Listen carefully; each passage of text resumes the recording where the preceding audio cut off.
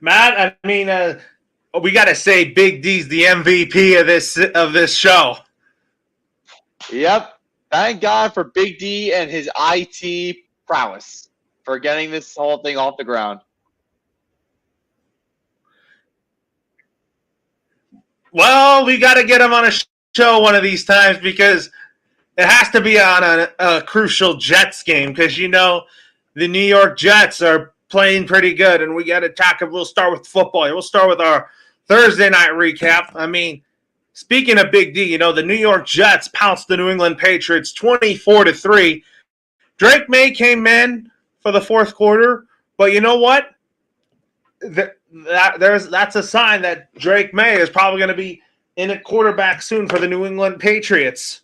And if anything, it could come sooner rather than later. I think the Patriots' fourth game, we might see Drake May come in as the starter. Jacoby Brissett did not play well at all against the Jets.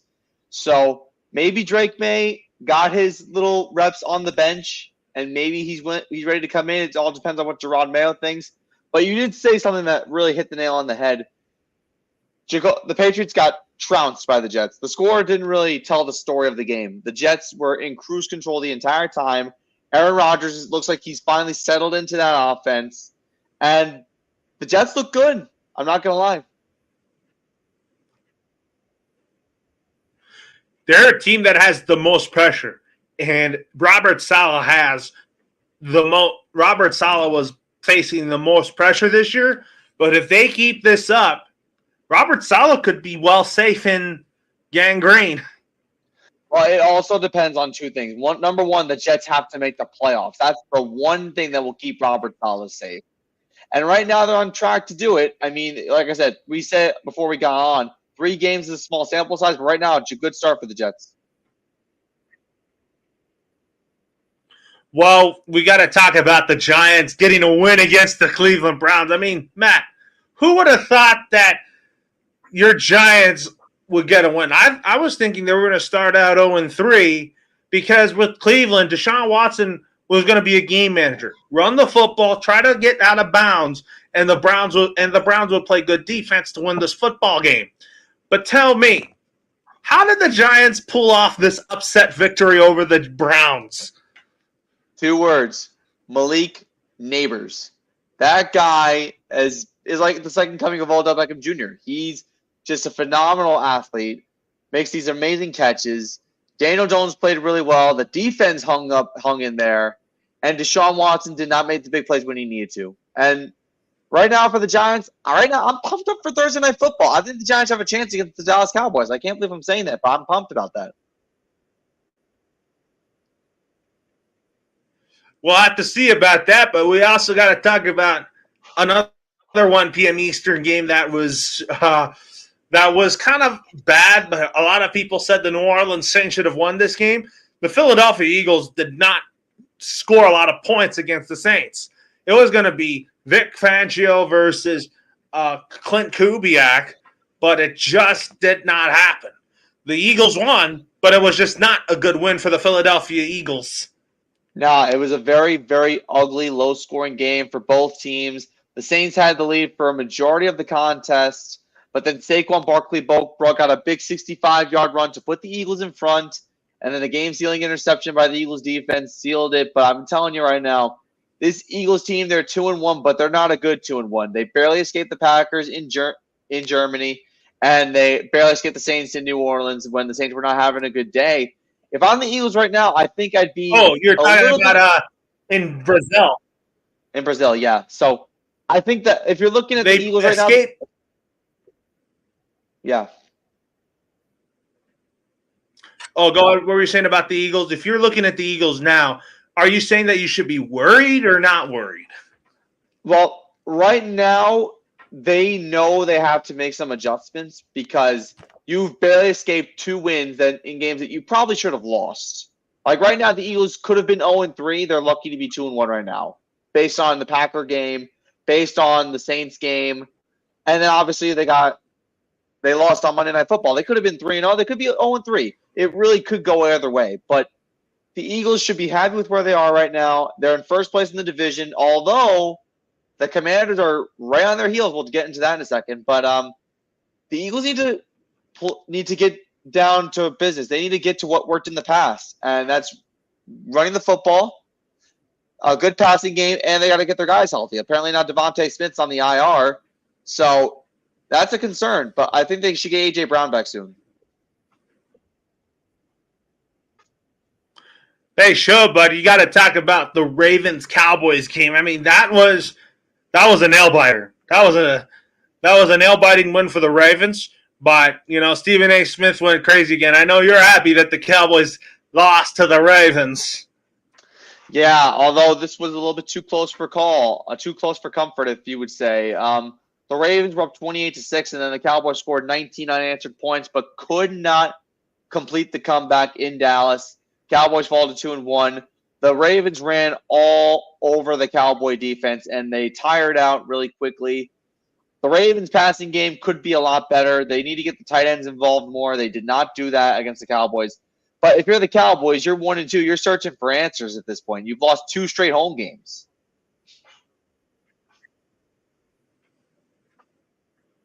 My question, did you see the videos of Skip Bayless and Stephen A. Smith on this game? Which one did you like better, Skip Bayless's video or Stephen A's?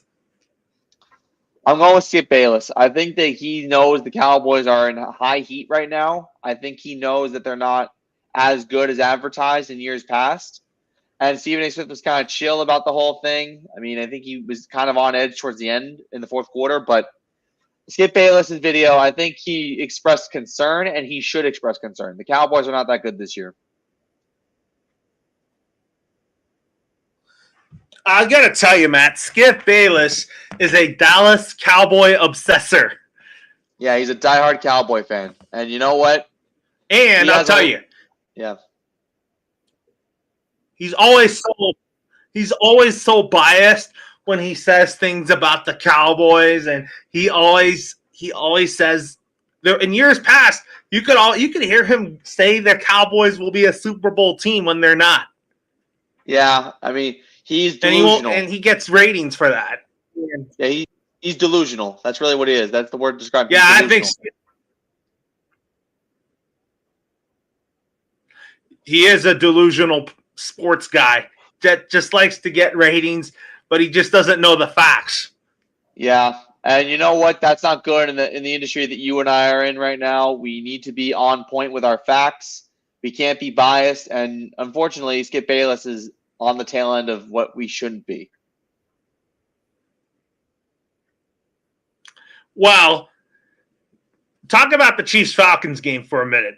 I felt like Raheem Morris was doing more overthinking than coaching, because there were moments in the game in the fourth quarter where I thought, take the 3 points, could have been a 2-point game, but whoever was the offensive coordinator, Zach Robinson, I tell you, I think there was just overthinking in Raheem Morris's end, just because he was urging the Falcons to go for it on 4th and short, 4th and 1 in the red zone, but it just never happened.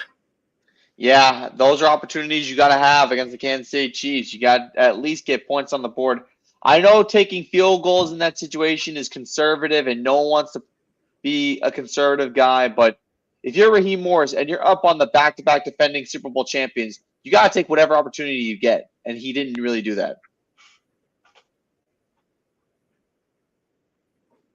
He was just overthinking things, and I think why the Falcons lost this game, because they went for it twice that it never worked, and then I felt like that there were opportunities that the Falcons should have regretted, and they had chances to win the ball game and give the Chiefs their first loss, which never happened.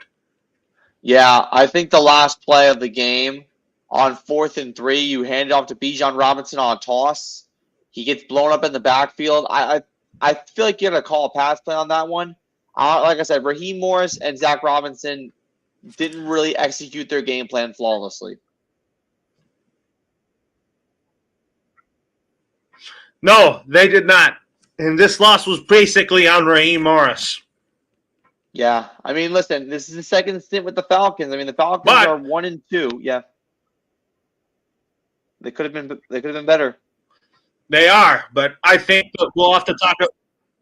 Well, they got a matchup with the Saints, which we'll talk about in a little bit. But talk about Monday Night Football yesterday. Before we talk about that Commanders-Bengals game, the Bills are 3-0, and the Jags are searching for answers still. I wanted the Jags to win this game just so that they can get confidence playing against the Houston Texans. But there is a lot of heat surrounding Doug Peterson. A lot of people are saying, and then there was just odds today, who's the first head coach going to get fired?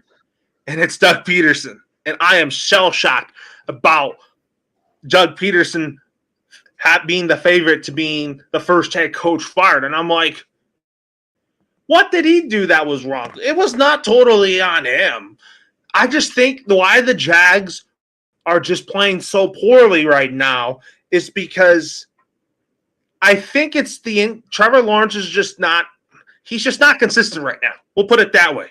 And I just think defensively they're just lost.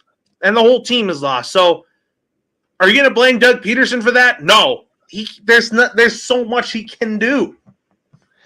Well, when you get slacked 47-10 on Monday Night Football, it's a total team failure. It's not just on Doug Peterson. You mentioned it. Trevor Lawrence has had some inconsistencies so far in this young season. And then the defense could be a lot better. Josh Allen ran all over them. He threw all over them. And the Jags just had no answer for Josh Allen whatsoever. None.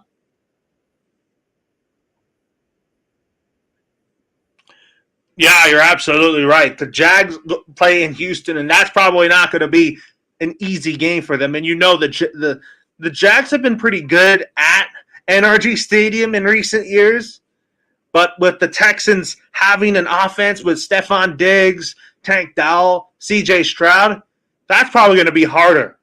Probably we'll have to talk about it later, but the Jags could get off to an 0-4 start, and that's probably going to be a hard battle to climb, but knowing that they're in a division that is not good, they can recover. Yeah, they're in a division that's not good, but at the same time, you also got to look at the fact that the conference they're in, the AFC, is difficult. So being 0-4 in the AFC is like a mountain to climb that you probably aren't going to reach the top. And think of it this way, Loro. Since 1979, there have only been one playoff team that started 0-4. That was the 1991 Los Angeles Chargers. No other team has come back from 0-4 to make the playoffs. So the Jags, if they lose this week against Houston, they're in trouble. We will have to see about that, and we'll have to break down their upcoming schedule in a little bit. But the Bengals, they're also 0-3. I mean, talk about a game where we didn't see any punts, we didn't see any turnovers. Both defenses were really, really awful yesterday. But take a look at the bright side. Jaden Daniels had a remarkable game. I mean, he's showing why he is the answer quarterback for the Washington Commanders than the previous quarterbacks. And what do I recognize about Jaden Daniels? He throws the deep ball better than most quarterbacks I've seen.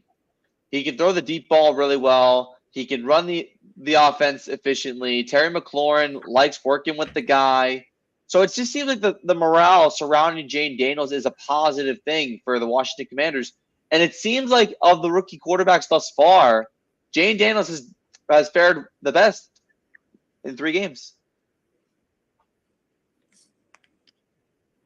Well, we got to talk about 3 and overreaction Tuesday. Which 3-0 team is better? Is it the Minnesota Vikings or is it the Seattle Seahawks? Or neither? God. Honestly, I'm shocked. And what's funny is that these are 2 former Jets quarterbacks that we're talking about here, Sam Darnold and Geno Smith. I think the best 3-0 team so far has got to be the Minnesota Vikings. I mean, this is a team that dominated 2 of their 3 games. They beat the 49ers at home. And Sam Darnold looks really good. I don't know where he's getting this from, but my God, he's shocking me. You said that he's probably going to be a one-year wonder, and then he's probably going to go down a cliff because J.J. McCarthy's going to be back next year.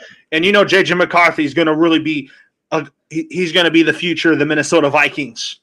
Yeah, I think if Sam Darnold continues to play to the level that he's been playing at, he'll probably get a second chance somewhere. The question is where. And you got to remember, a number of opportunities in the NFL for a starting quarterback is very scarce.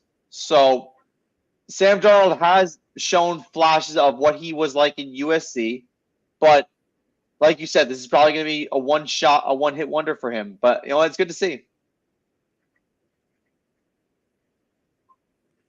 Yeah, and then you talk about the Dolphins for a minute here. Skylar Thompson is hurt with a chest injury, so they're without two of their quarterbacks. And then Tim Boyle, if he starts, I think we're probably going to see the Dolphins win 6-3. Like, are you kidding me? I would rather go Tyler Huntley because I feel like Tyler Huntley can throw the football. He can throw it to Tyreek Hill and Jalen Waddle. And I feel like that he's a much better thrower than Tim Boyle. I mean, the one caveat for the Dolphins is that even if Tim Boyle starts, you're playing the Tennessee Titans, who are pitiful. So you have a shot to win that game no matter who starts at quarterback. But if you're the Dolphins and you're at home, which a game I'm going to, you want to win this game convincingly to prove that you have a shot and a pulse in the AFC. And I think Tyler Huntley's the better answer than Tim Boyle. I mean, Skylar Thompson got hurt this past week in Seattle. Tua was on concussion protocol. So it's not really looking good for Miami. But if you want a short-term answer, I think Tyler Huntley's the guy you go to. Absolutely. Because there's a lot of people that want Mac Jones, the Dolphins to trade for Mac Jones, which he's a good backup right now to Trevor Lawrence, but I don't think Miami wants to do that right now. Yeah, I think they have a good quarterback room to navigate. Before you go on, I kind of don't think they're – yeah, go ahead. They're not really in panic mode right now. I'm not panicking on them right now, I just think the Miami Dolphins, they're not the same without Tua Tagovailoa. Yeah, no, you're 100% right. I think the problem with Miami is they got to wait 4 more weeks till Tua comes back, and then we'll see what happens there because we're not going to get to see Tua again until week 8. So, like I said, if you want someone who can get you by 4 weeks, I think Tyler Huntley's the best answer because we've seen him take over for Lamar Jackson, and he's fared pretty well. So I think you want to go with a guy who has experience and has potential and upside. I think Tyler Huntley's the guy to at least carry you for a month. The biggest storyline in week 3 is, oh my God, the Carolina Panthers won a football game early in the season where you and I didn't think they would. But you know what? Andy Dalton won this game for the Panthers because Marvin Lewis, who was a Raiders assistant coach, Andy Dalton knows well, and he wanted to beat his former boss in that sense. And you know what? Good for Andy Dalton. And this was a trouncing. This was not even close. The Panthers looked really good with Andy Dalton at the controls, but I'm not sure how long this is going to last. I think Andy Dalton starts next week. Obviously, he played so well. But again, we don't know what the situation with Bryce Young is going to be yet. Like I said, I think he needs a reset somewhere else. But if he gets another chance to start this season, he better take advantage of what Andy Dalton's doing and digest like a sponge and about what he's doing because he played really well.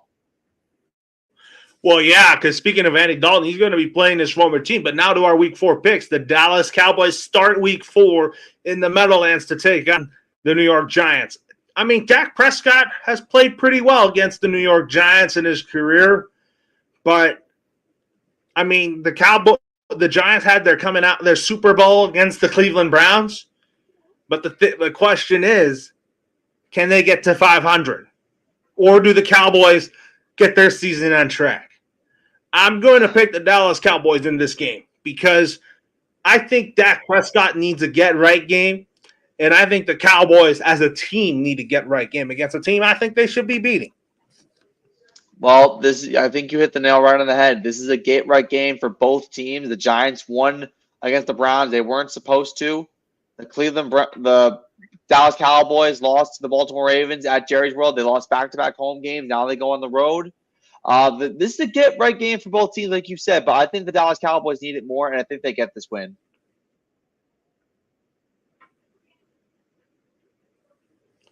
So who's your pick in this one, Matt? I'm taking the Dallas Cowboys.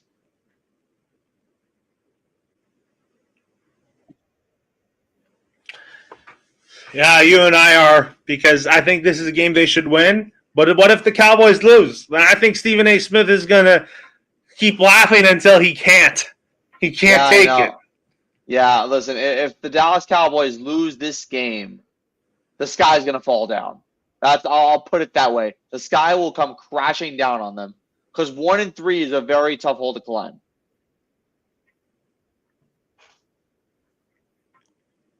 It is. And in a season where Mike McCarthy's facing pressure, he's not really living up to the expectations this year. Yeah, especially with all the big names So the Dallas far. Cowboys have. Yeah, so far. Like first quarter-ish of the season, the Cowboys are playing below expectations, and they should be 3-0 as opposed to 1-2.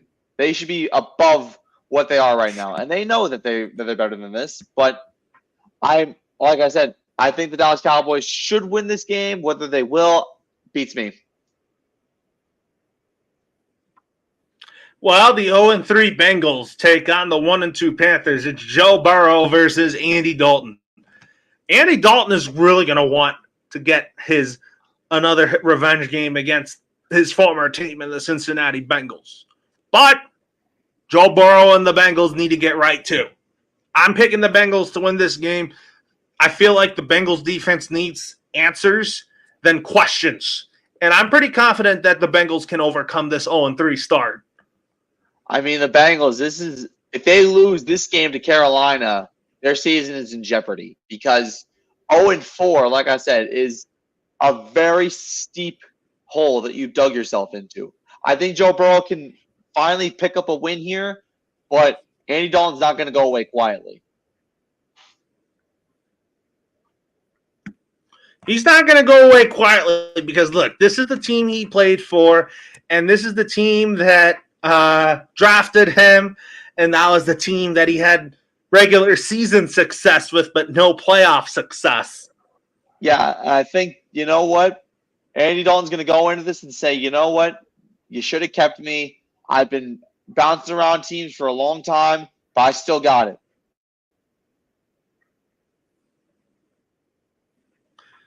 Who would have thought that Andy Dalton is a starter again? I just think he's just a backup at this point, but I felt only one game as a starter, and he took advantage of it against the Raiders and Marvin Lewis. Yeah, he did everything he needed to do to win that game against the Raiders. The Raiders are pitiful, by the way, but like I said, Andy Dalton made the most of what he was given, and I think he's going to do it again next week. But I think the Bengals still win. We will have to see. Next up, the Saints and the Falcons going at it. Two veteran quarterbacks that are off to very good starts this season. In this game, I'm going to pick the Atlanta Falcons to win this game because I really think that the Falcons are going to play like they are so mad at losing to the Kansas City Chiefs. As for the Saints, they're going to put up a fight. This Saints-Falcons rivalry is always something, no matter what the record is and no matter who the roster is. This is a tough one. I think I'm going to go with the Atlanta Falcons. I think that, like you said, the frustration of losing to the Kansas City Chiefs the way they did is going to ignite a fire in them. I think Derek Carr and the Saints might have peaked after 2 games, but we'll have to see. But I just think that the Falcons have a better upside this game than New Orleans does. Well, this is the game we're talking about. The Houston Texans, who dropped to the Minnesota Vikings in Stephon Diggs' homecoming. They're taking on a Jags team that's still looking for their first win of the year. And the Jags, they're coming into NRG Stadium knowing that they have had success at NRG Stadium, but that success might not last long. So, give me CJ Stroud, Stephon Diggs, Tank Dell, and the Houston Texans to beat the Jags. And then the Jags have an 0-4 hole, knowing that in week 5, they have to go to Indianapolis. They have to play the Colts next week. And I think that's what's going to be the outcome. CJ Stroud and the Texans got blown out by the Minnesota Vikings last week. They looked disgustingly bad against this Viking team that they should have beaten comfortably. It didn't happen. Nico Collins, Tank Dell, and Stephon Diggs all have to play better. CJ Stroud has to play better. And I think this is the get-right game for them to beat the Jacksonville Jaguars. They're at home, and the Jaguars are searching for answers, like you said. I got to go with the Texans on this one. Yeah, I think they do, but I'm telling you, next week the Colts play the Jags host the Colts next week, and I'm telling you, I feel like the Jags losing in week 4. I feel like this will be a get right game for them next week when they have to host the Indianapolis Colts, because I'll tell you what, the Indianapolis Colts don't play well in Duval. They don't. They haven't won in Duval County in a decade. So the Jaguars have the psychological advantage in week 5, but they need to get through week 4 first.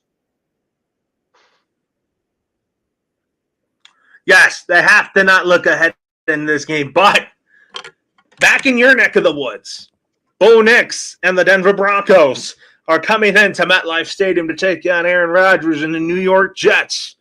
I mean, Bo Nix was phenomenal against the Tampa Bay Bucks and Baker Mayfield. And as for the Jets, they're looking to follow that up. In this game, I'm picking the New York Jets. I'm not saying they're going to blow out the Denver Broncos just because I think this is going to be a closer game than what people think. But I would expect Bo Nix to have a good game, but I think Aaron Rodgers comes out with another win. I can attest to this. I think that Aaron Rodgers has settled into this offense. I think the Jets' defense is going to only get better. I think playing a rookie QB is what they need to put themselves to 3-1 after starting the year, losing on opening day. I think the Jets win this one. I think they go 3-1 to start the year.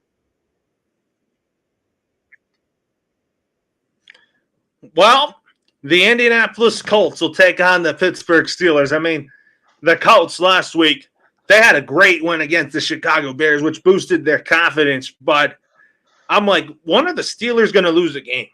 I think Justin Fields is playing great right now. There's a quarterback controversy in Pittsburgh, but I'm going to go with the Colts. I really think that they are starting to show their confidence. Anthony Richardson has looked phenomenal.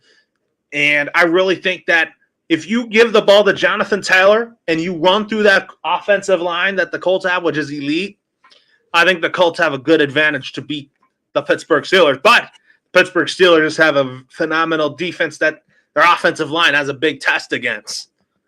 I think if you're a basic offensive team that runs the football and has a very minimal passing game, the Steelers are going to destroy you and blow up your game plan. If you're an enhanced offense, like we're seeing Anthony Richardson climb the ladder bit by bit every week. So that's a good sign. But I think TJ Watt and that Steelers defense are going to annihilate the game plan and blow up that offensive line of the Indianapolis Colts. I got to take the Steelers on this one. I think they go 4-0. Why didn't the Steelers go 4-0 over the Indianapolis Colts? I just have a feeling that defense is so suffocating and so excruciating to go up against. And I think that maybe that offensive game plan the Colts have, that Shane Steichen has, is not going to go well against TJ Watt and Cam Hayward and that defensive front.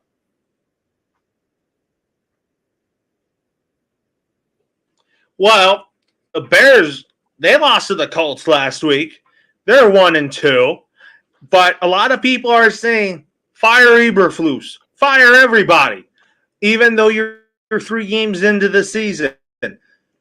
I feel like you got to be patient with that just because Caleb Williams is still finding his footing. And he hasn't started well, but I am confident that he can continue to grow confidence like he did last week by throwing that touchdown pass to Roma Dunze, which I think that's going to be a special combo on offense for the Chicago Bears.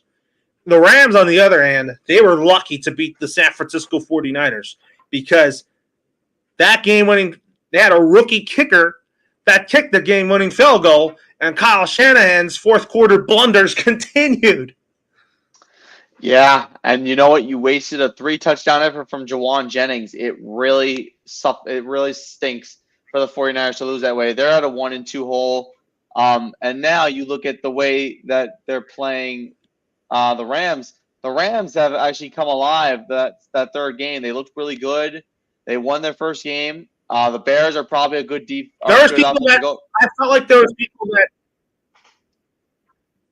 I was saying that the Rams were overlooked against the 49ers because they didn't have Cooper Kupp, they didn't have Puka Nacua, Kyron Williams, and Tutu Atwell both stepped up when they had to. And that's why I felt like the Rams just got lucky to win this football game.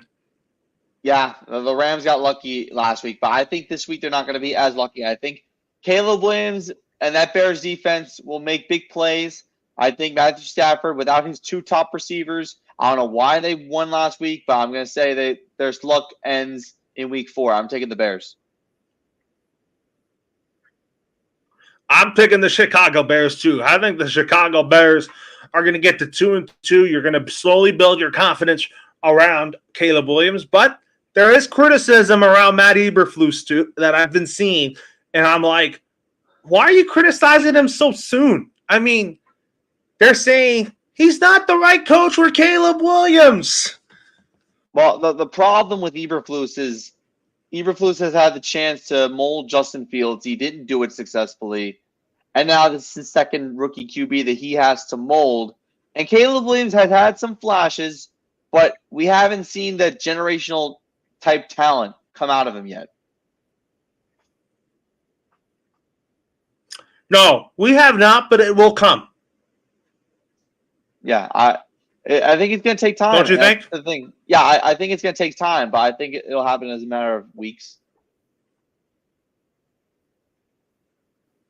Well, the Eagles take on a NFC wild card rematch down in South Florida against the Tampa Bay Buccaneers. And I'm going to tell you something. This is the first time that Nick Sirianni is back at Raymond James Stadium since the game where a fan would say, "Nick, you're done," and they just threw popcorn at him. Yeah. Are the Eagles ready for revenge against Baker Mayfield and the Bucs? Do you think the Eagles are ready to get revenge in Tampa Bay? I think they are. The Bucs' run defense is not great, which is good for Saquon Barkley. I think Barkley's going to have a big game. I think that the Buccaneers hit a wall against the Philadelphia Eagles, against the not the Philadelphia Eagles, the Denver Broncos this past week. So I think that the Philadelphia Eagles will continue to rack up wins, and I think they get the win here in week 4. Oh, I think they will. This is going to be their revenge game in Tampa because of what happened last year. And this is the first time Nick Sirianni's back at Raymond James Stadium since that game where a fan said, "Nick, you're done," and then popcorn was flown on him. Yeah, it's like I said, not a classy thing to do for a fan. But I think, like I said, I think the Eagles continue to build momentum. And I think they'll start racking up wins slowly. And I think they get the win in Tampa Bay. Well, the New England Patriots, they're in San Fran. Both teams are 1-2. But I feel like the 49ers are probably going to find a way to get back on track, get back to 500, and get to 2-2. George Kittle did not play last week, but you know what? More bad news for Christian McCaffrey, but you know what? Brock Purdy has some back trouble, but I think he'll be ready to go. I'm going to say the Niners win. I think Brock Purdy is going to have a much better game. I think that if George Kittle and Deebo Samuel come back, then I think the Niners are in for a blowout city with New England. Yeah. Yeah, I think it all depends on the health of the Niners. Like you said, Brock Purdy's banged up, George Kittle's banged up, Deebo Samuel's banged up, Christian McCaffrey's not going to play again. The Niners are not in a good position health-wise, and they should be early in the season at like 2-1 at worst. The Patriots, you know what? You're going to be surprised about this, Laura. I have the Patriots winning this game, and the reason why is because I think they take advantage of the Niners' wounds, and I think that Drake May is going to get his first start, and I think he comes out victorious.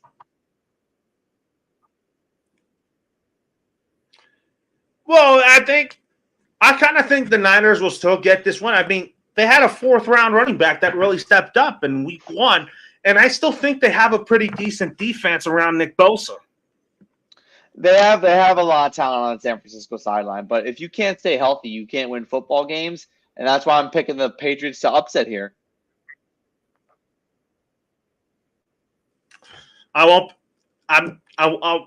I probably am not going to be watching that game because I'm going to be at the Chargers-Chiefs game, which we'll talk about in a minute.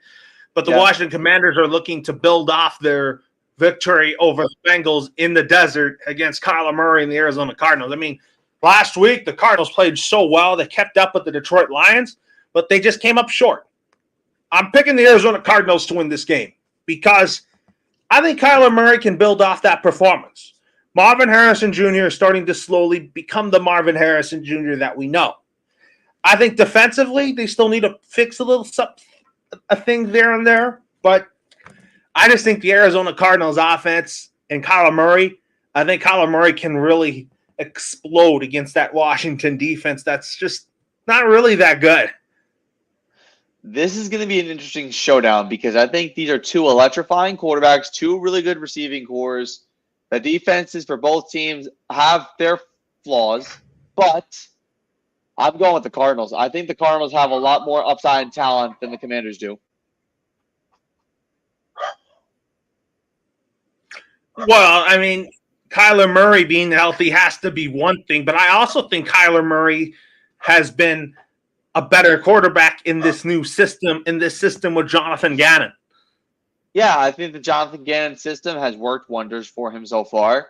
I mean, we're seeing him make plays with his legs, using his mobility to create something. And I think Marvin Harrison Jr. being added to the receiving core has done wonders for him.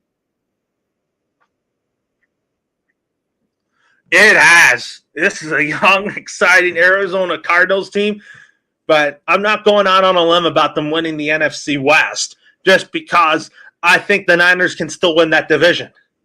Yeah, I mean, listen, if you're the Seahawks, you're at 3-0, you're sitting pretty, but if you're the Cardinals, Niners, and Rams, you're all sitting at 1-2, 2 games back, but there's still plenty of season to go. I still think the Niners are still the best team in that division still. Yeah, I think so too. Seattle has gotten really lucky. Let's see if they can pick it up and go 4-0, but we'll see. We'll see because the Seahawks are going to Detroit in Week 4, and the Lions are going to be quite a challenge. But I'll be at this game. We'll see if I think Justin Herbert plays, but the Chargers, they are hurt. They are unlucky right now with all these injuries. Joe Alt's not going to play. Rashawn Slater's not going to play. Those are your two best offensive linemen right now for the Bolts. Nick Bosa's hurt. I mean, I don't know if he's going to play. I think I hope he does because Nick Bosa is a he's the heart and soul. No, I'm sorry, Joey Bosa. My bad. Joey Bosa is really the heart and soul of the Chargers defense. And then we don't get to see Derwin James. He's suspended for 1 game due to an unnecessary roughness hit on the Steelers. So the Chargers defense is going to be shorthanded without those key guys. And as for the Chiefs, they're coming off a narrow win in Atlanta. I mean, assuming Justin Herbert is healthy in this contest, I'm going to pick the Chargers to get this upset win in over the Chiefs at home. I really think that Justin Herbert is going to play in this game. I really think that he's going to find a way to torch that Kansas City defense with J.K. Dobbins eating up yards, throwing to Quentin Johnston, who's been much better this year. And we'll see what the Chargers defense has against Patrick Mahomes. You always know that the Chargers and Chiefs always put on a good show every time they play each other, whether it's in Arrowhead or whether it's in SoFi Stadium. One thing I am going to say, though, is that every time these two teams play each other, it's a show, but the Chiefs always stand tall in the end. I'm going to take the Kansas City Chiefs. Are you saying that it's not going to be – you're saying it's not going to be a blowout, right? No, it's always going to be a close game when those two play together, but I think the Chiefs still come out on top.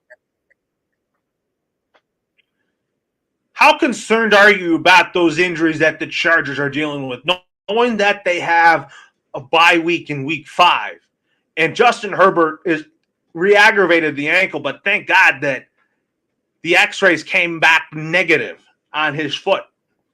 Well, right now, if you're the Chargers, you need to get me right win. You need to go 3-1 entering the bye week just to feel confident about yourself. And I think that if you're Jim Harbaugh, you got to plan this game plan very, very, very efficiently. And whatever works against the Chiefs, you go with it. And the Chiefs have not played entirely well for the first 3 weeks. They've narrowly escaped against the Ravens. They narrowly escaped the Bengals, and they narrowly escaped the Falcons. So I think if you're the Chargers, you have a really good chance to beat an unbeaten.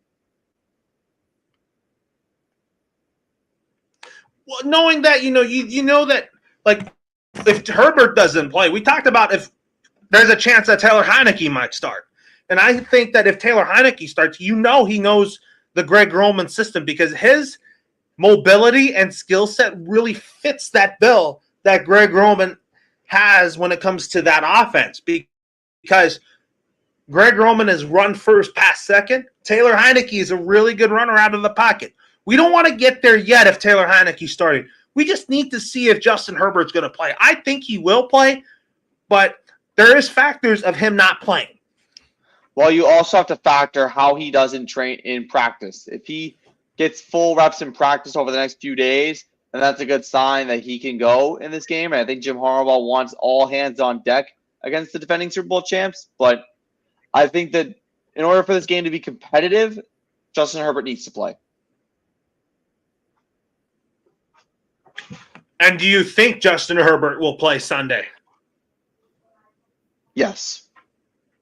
Because I want to see him play. I want to see how good he is. I don't want to go to SoFi Stadium seeing Taylor Heineke in there because the purpose of me going to a Chargers game this Sunday is to see Justin Herbert and that new look San Diego, Los Angeles Chargers offense.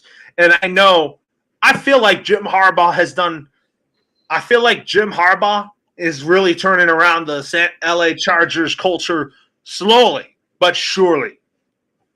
Mm-hmm. Yeah, no. Listen, I agree with you 100%. I think the Chargers have a good shot at making the playoffs. They just got to get healthy first, and Justin Herbert has to play at a high level.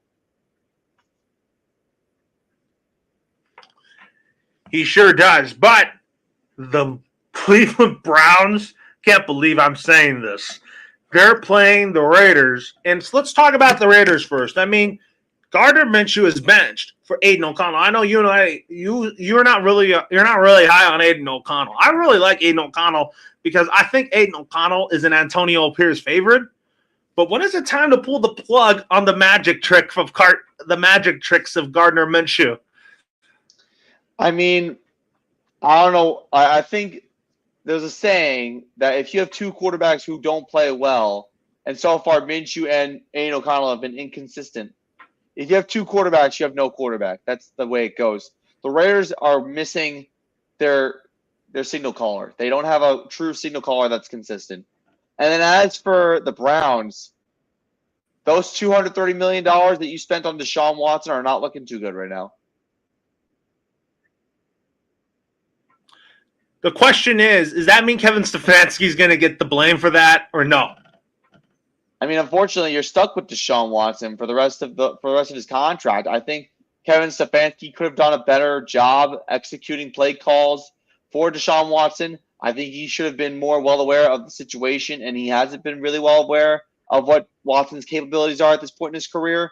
But I think it's more so on Watson digging himself into a hole with the off-the-field antics and then also just not getting up to speed.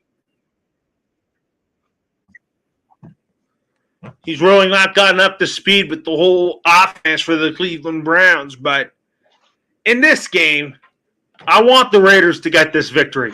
I think Deshaun Watson's a bust. I think that Max Crosby's going to stop the run with Nick Chubb and get to Deshaun Watson. I think that D-line can get to Deshaun Watson. But the Raiders will win this game. I think it's because if Devontae Adams has a big game, then I think the Raiders will get the victory. But I also think they need a new quarterback. They need to go back into the drawing board this spring to get their franchise quarterback. Look at the class they got right now. They need to utilize guys better, not just Devontae Adams. They need to get Brock Bowers needs a better quarterback than Minshew and O'Connell. I mean, maybe in future reference, if the Raiders aren't that good, they could probably get Carson Beck out of Georgia and then reunite him with Brock Bowers. But anyway, I have the Raiders winning this game. The Browns are just a mess, and I think the Raiders are just a better team on paper. That's all I got to say. Well, Sunday Night Football, this is two teams that have – one team is 1-2. The Bills are 3-0. People are going to pick Buffalo to win this football game, but I like the Ravens' chances at home. You get to 500, and I think the Bills get their first loss of the season. I'm picking the Baltimore Ravens to win this game. I think the Ravens will have a game plan to stop that Buffalo defense. I think Lamar Jackson is going to try to run all over them and try to throw the ball more to his tight ends and Mark Andrews and Isaiah Likely. I think the Ravens make big adjustments to win this football game.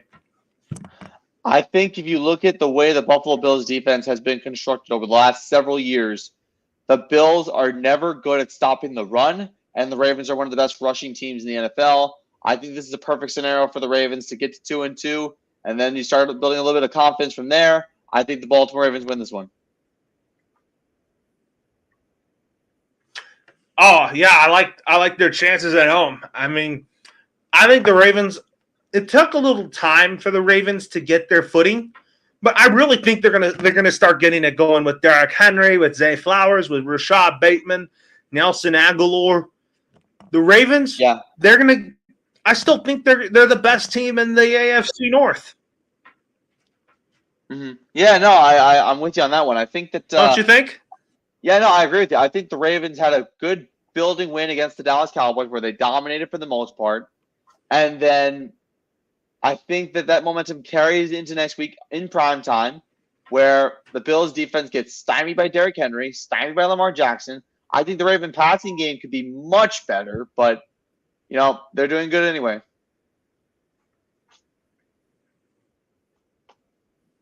Well, we talk about these two Monday night games. We'll first start with the game you're going to, the Miami Dolphins versus the Tennessee Titans. We talked about if Tim Boyle starts, you're probably not going to get any offense. If Tyler Huntley starts, I think you get more consistency out of him. And I'm going to pick the Dolphins to win. I'm cautiously optimistic they're going to go with the Tyler Huntley just because I really think you need a short-term answer to get this offense going in South Florida. I know this team is talented. I know that this is not the same offense without Tua Tagovailoa. And I know that once Tua comes back in week 8, I know the Dolphins are going to make a big playoff run. Well, they got to get something going for the next 4 weeks. I think you're 100% right. I think that Tua being gone is a massive blow, and then Skylar Thompson getting hurt is equally as bad because now you got two quarterbacks on your depth chart who are 3 and 4, and Tim Boyle is not going to do it for you. I've seen him. He's not good enough. So I think Tyler Huntley's the answer at quarterback for this week. And another good thing for the Dolphins is they're playing the Tennessee Titans, who are bad with Will Love as a quarterback. So I think the Dolphins win this game if they make the right choice at quarterback.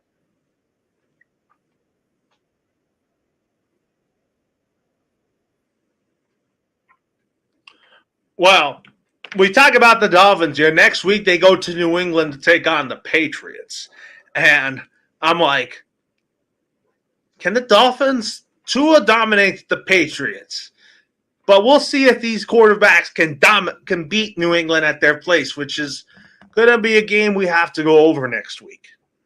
Yeah, it's a big ask to go to play New England if you're Miami without your star quarterback. But I think right now you need to get a building win, get some confidence in your offense, get Tyler Huntley under center, and then see what he can do. And then from there, if you win, you're 2-2, and things are looking decent. And then you're going against a tough New England defense. But we'll have to see what happens.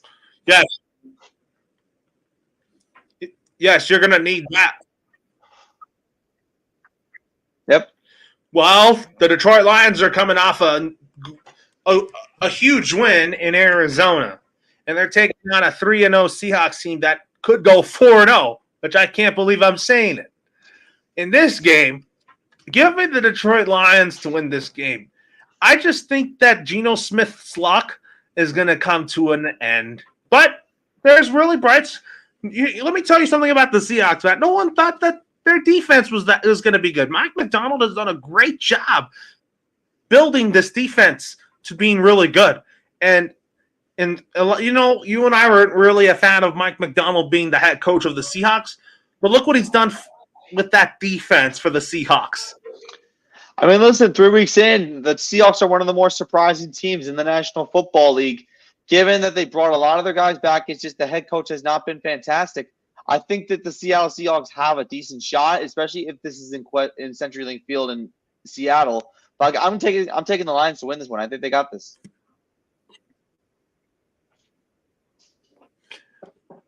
Oh, the Lions, I think, will win too. But next week, week 5, when we resume next week for our NFL week 5 picks, we start with our Thursday night pick in Atlanta, where the Falcons host the Tampa Bay Bucs. I'm excited about that matchup. Baker Mayfield versus Kirk Cousins. That's a chess match right there. Especially because those are the 2 best teams in the NFC South, arguably. I know you can argue the Saints and the Panthers. Yeah. No, I mean the Saints have been proving us wrong this year, and then the Panthers, they're stuck in last place. I mean, they're rebuilding with Dave Canales, but Dave Tepper has just been a mess for the Carolina Panthers. Yeah, I mean, we've talked about Dave Tepper a lot on this show. I mean, we'll have to see what happens with the Panthers going forward, but if Andy Dalton's the starter, maybe the Panthers can climb their way out of last place. Other games to talk about next week, the New York Jets go to London to take on the Minnesota Vikings. You know Aaron Rodgers owns the Minnesota Vikings. And then the Giants go out west to take on the Seattle Seahawks. Mm-hmm. Are you off the set, Matt? Because I was saying that the Giants are going to Seattle next week. I am aware. I will be around on next Wednesday for the show, but I know the Giants are going to Seattle, which is one of the toughest places to play. Week 5 is interesting, but we got a lot of good football coming up our way. Yeah, I'm looking at it. And then the Cowboys take on the Steelers. I mean, let me tell you something right now. The Steelers are Stephen A. Smith's team. Yes. And if you are aware, if his Steelers beat the Cowboys next week, you're going to see him partying. Oh, my God, that'd be a lot. That would be something. I just wanted to give you that heads up. Stephen A. Smith is a Steelers fan. I'm aware of this. I'm aware. And the reason, because I don't know why he likes the Steelers, but that's his team all along. But anyways, we'll talk some baseball right now. We'll first start with the Yankees and Orioles. I mean, both of our teams, Matt, are having big series to end the season. The Yankees and Orioles, that's going to be a dandy. That game's going to be on TBS. The Orioles have been playing pretty bad baseball, but I think the Orioles are still going to make the playoffs. The Dodgers and the Padres. The Padres are 3 games back of the Dodgers in the NL West, but I think the Dodgers can sweep them. If they don't sweep them, just take 2 out of 3. Win the first 2 games of the series. I think the Dodgers can do that. The Padres, I don't think the Padres will win the division. I think they'll have a chance in this series to beat the Dodgers, but I just think that the Dodgers are just the better team. They already got a playoff berth, but what they want is clinching a division title. I think right now this is an interesting situation for the Dodgers and an interesting situation for the Padres as well. If the Padres sweep this series, and one of the things I told you the other day, if the Padres sweep this series, they got first place because of the head-to-head tiebreaker with the Dodgers. If they sweep, which is a big ask because you're going to Los Angeles to face the Dodgers, who are red hot right now. And I think the last thing the Dodgers want is to lose the division and play in the wild card. So this is a big series for the Dodgers to clinch the division, like you said. And then for the Yankees, their magic number to clinch the AL East is 1. Win 1 game. That's it. Win 1 game. Yeah. I think the Yankees well, you're sending Clark Schmidt to the mound, and you and I don't like Clark Schmidt, but he has a good, reasonable 2.37 ERA heading into this matchup. And I'm like, who would I want in that type of game? I would want Garrett Cole. Yeah, well, Garrett Cole started a couple days ago, so his next start's not going to come until probably the Pittsburgh series, which is the Yankees series finale. But like I said before, the Yankees have a good problem. Oh, yeah. Yeah.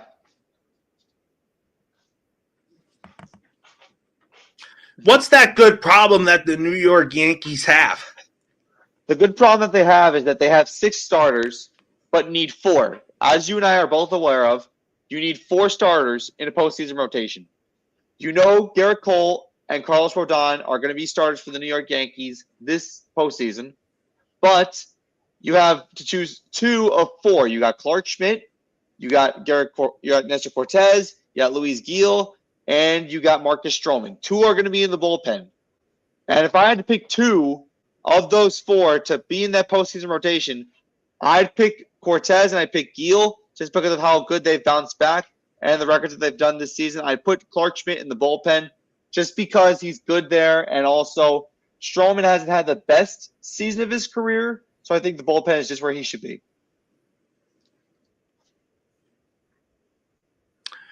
Well, for the Dodgers, they got Landon Knack on the mound Tuesday against your boy, who used to be a New York Yankee, Michael King, who was surprisingly 12-9 in a 3.04 ERA. Michael King has been really good down in San Diego. Wednesday, this is a matchup I'm excited about. Jack Flaherty versus Dylan Cease. That is going to be a dandy. Mm-hmm. And then who plays Thursday? Because, I think Jack Flaherty's Walker Buehler on the mound. He will go up against Joe Musgrove, who has been all right this year. And I know Garrett Cole goes up against Corbin Burns on Thursday. But speaking of Corbin Burns, based on my early free agent predictions, I have Corbin Burns staying in Baltimore. I think that's probably the best fit for him. I know the Orioles have been hitting a rough patch over the last couple of weeks, but I think that Corbin Burns' best destination would be in Baltimore just because of the talent they got there. I do think it's kind of crazy that Corbin Burns has not had the best stretch over the last month or a half, but I think he'll bounce back. Talk about the Detroit Tigers for a minute. They've been the hottest team right now. Mm-hmm. Yep, they actually thought won they were today. done, but look at that, 83-70. I watched their game when I was coming home from my dentist appointment, and I'll tell you, Tarek Skubal is a Cy Young winner in the AL. Oh, yeah, that's a no-doubter. And I think the amazing thing, Loro, and you could probably attest to this, everybody thought the Detroit Tigers were done. When they traded Jack Flaherty away, when they traded a couple of their stars away, the front office basically gave up on the season, but the team basically said, we're not giving up. And look at where they are now. They've won 21 of their last 29 games.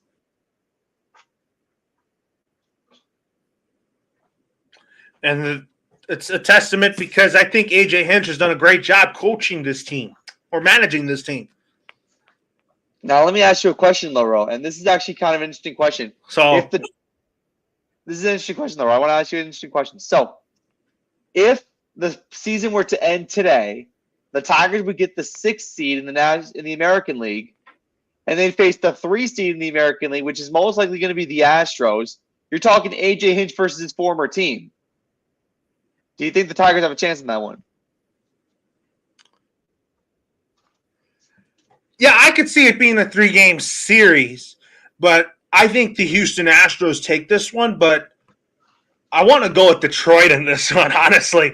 I do too. Playing Cleveland, and I think Cleveland will beat the Detroit Tigers.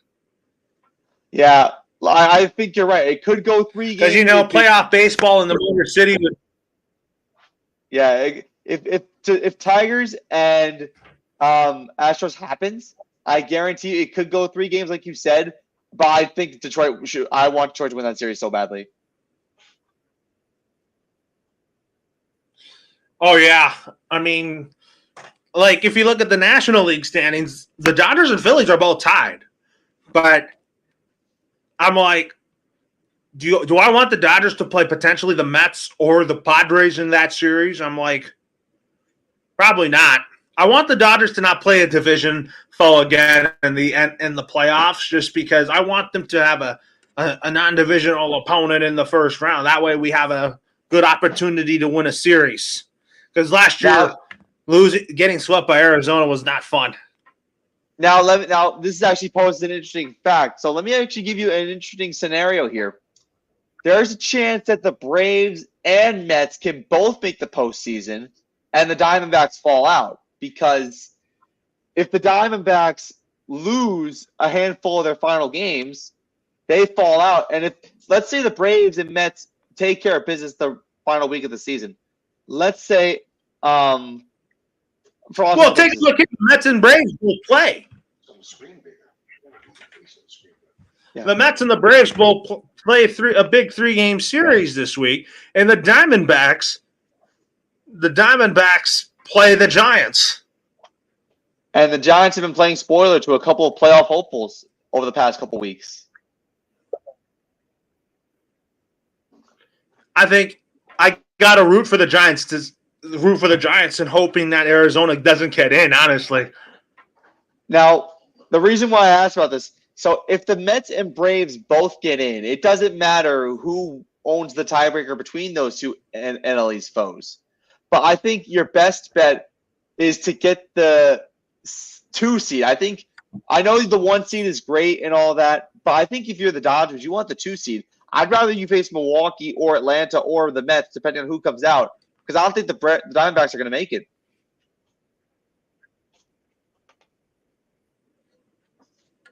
Oh yeah, I would want to face Milwaukee again, and I think that would be what you call this. That would be something, you know. Mm-hmm. Yeah, I think that would be a better situation than what people think. I mean, your dad is just walking around; he's hearing what you and I are talking about in baseball, Oh, yeah, no, he knows. He's walking around. He knows what's going on. But one thing, I want to actually get into the AL wildcard aspect of it first. The Yankees and Guardians look like they're going to be the 2 buys in the American League. The Astros look like they're going to be the 3 seed no matter what, because they're too far behind the Guardians and Yankees. But the wild card right now, I don't know if you've kept track of the Royals the last 10 days. They've lost their last 7 in a row. And they're teetering on a playoff spot right now. They're teetering on the edge of a playoff spot right now. And if they lose to the Nationals and I think their final series against Atlanta, a team that we've been raving about all season long in the Royals could fall out of it.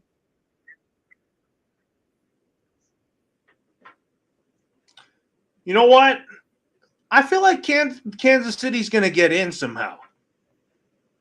Well, they need to win at least a couple more games against Washington and Atlanta over the next week. Was that? They need to win a couple games over Washington and Atlanta over the next week. Oh yeah, you're absolutely right about that. But and then there's talk. I got to ask you about Anthony Santander. I feel like if the Orioles lose him in free agency, I don't really think it's the end of the world. Yeah, I think that even though Santander has been one of the clutch players for this Orioles team this season, you can make an argument that they have a bunch of young guns to get through a regular season in 2025 anyway. But Santander, while he's a big cog in the machine, it wouldn't really matter to the Orioles. It's still a game changer for whoever gets him.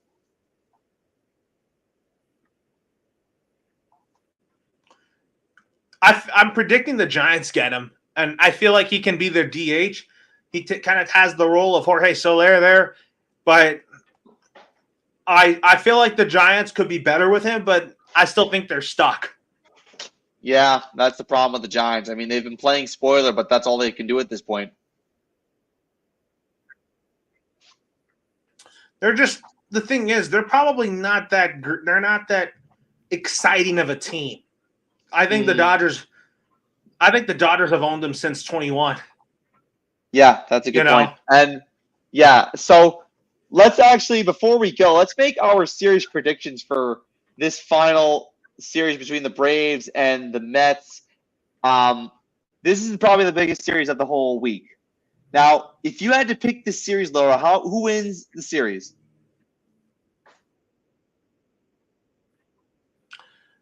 I'm actually going to pick the Mets in a sweep because I really think that the Braves are just cursed.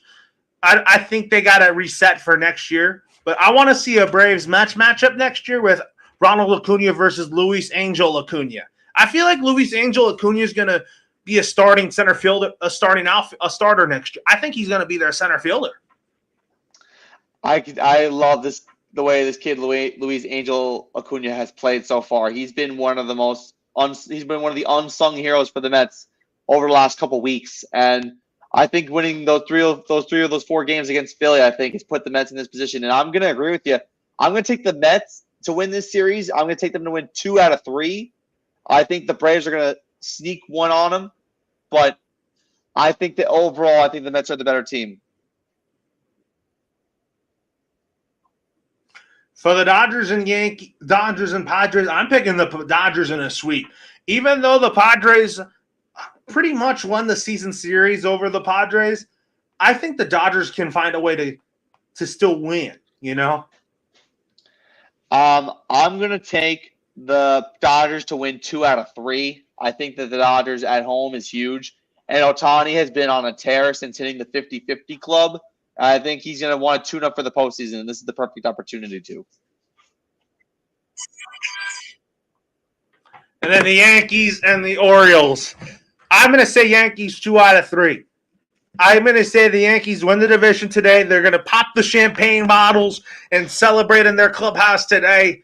And I think the Yankees will get the win. But there's going to be questions about Aaron Boone and his job security in the postseason. But you know what? I'm pretty confident that the Yankees will get to the ALCS, and I still think Aaron Boone will save his job.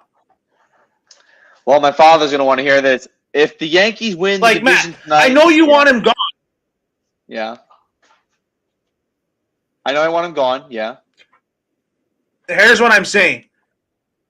I know you want Aaron Boone gone, but I have a feeling that his contract option is going to get picked up for next year.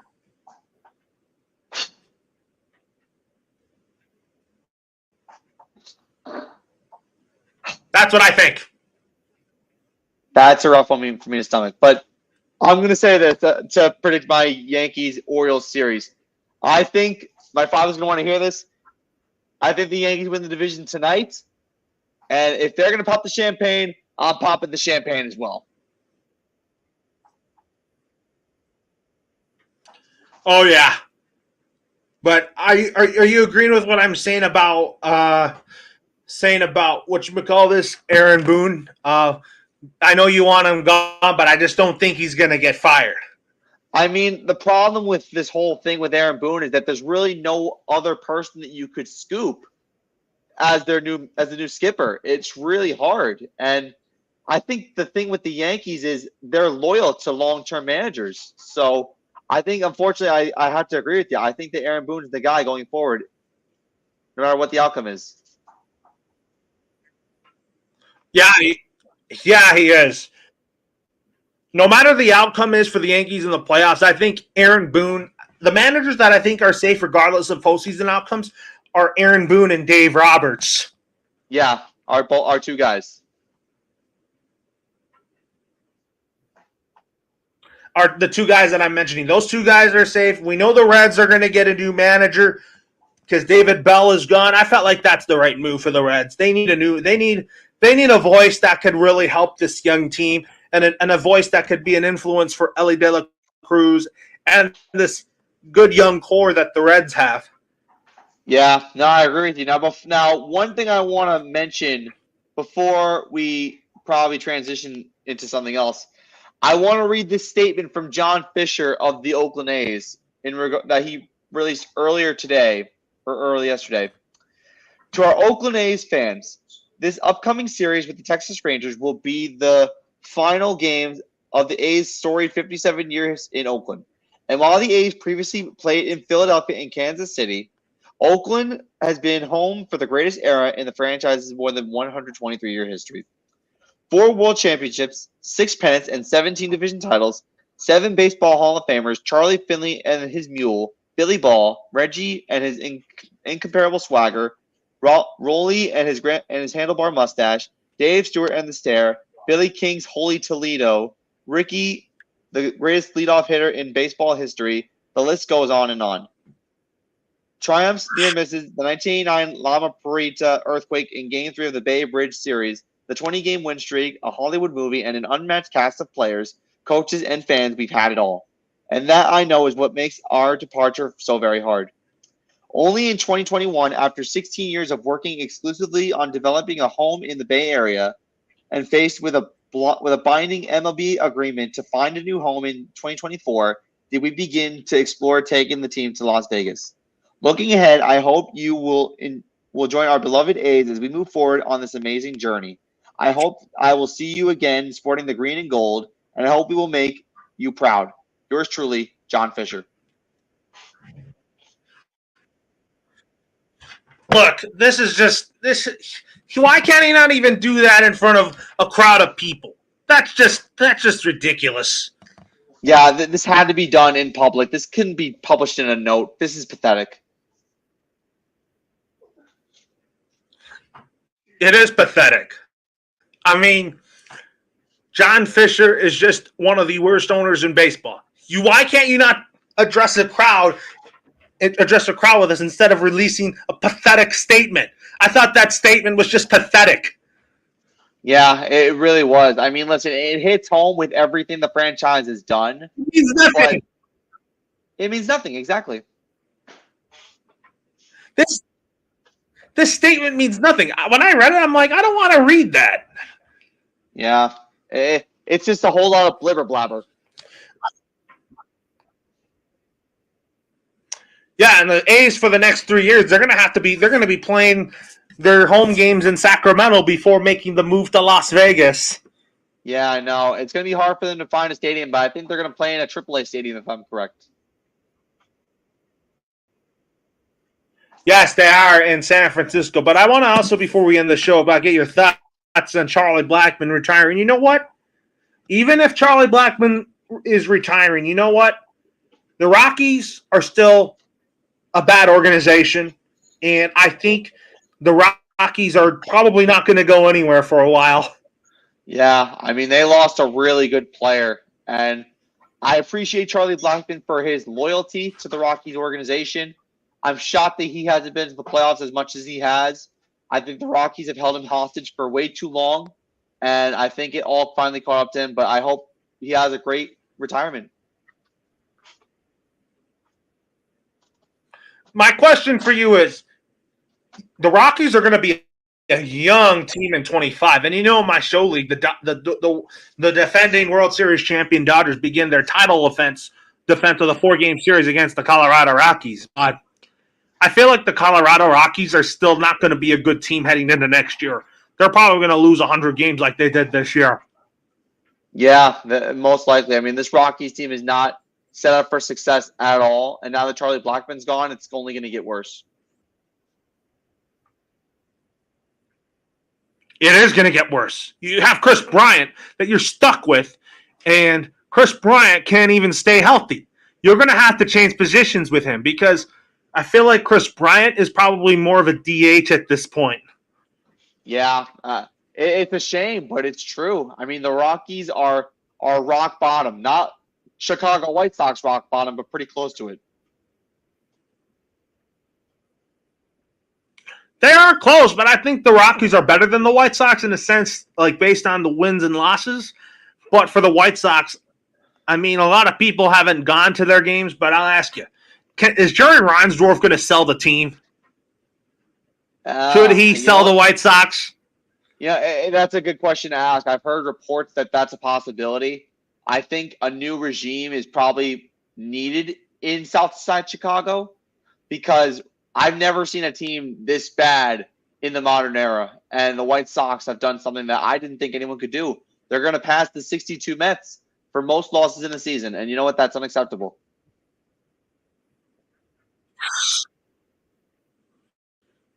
Does that mean you think Luis Robert should ask for a trade? Yes. Because I feel like he shouldn't be there. Like, Yeah. I don't think the Dodgers will get him because I think the Dodgers are in on Teoscar Hernandez this offseason. I'm trying to I think Luis Robert will go to a team where I think the White Sox can get something in return. Yeah, I don't want to look too far ahead, but before we wrap things up, I just do gotta say, if you're the White Sox and your fans, God bless your souls for putting up with this team for an entire season. What's that?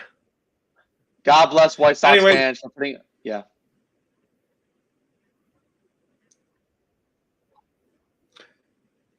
anyways, we'll also next week on our show we'll also make our predictions for the upcoming NBA season because I feel like next week will be a good time because media days will be here, and then we'll talk about how our teams will stack up for the upcoming NBA season.